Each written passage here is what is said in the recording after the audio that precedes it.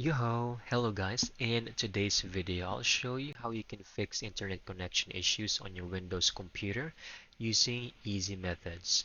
Let's begin. First, check your proxy settings. Click over here on your start menu.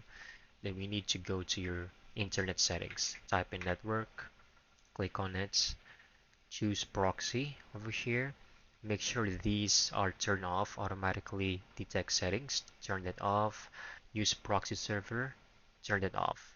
Next, I want you to search for something specific. Go over here, type ncpa.cpl, and then just hit enter. Right click on your network connection and then choose properties over here.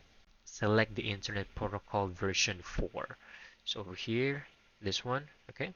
Then click on properties, click over here, and then under preferred type 8888, alternate 8844. Click OK, and then you're done. Next, we need to reset your network settings. Over here, go to CMD or the command prompt, run as the admin, then type this command netshintip reset. Okay, once done, type in another command right away,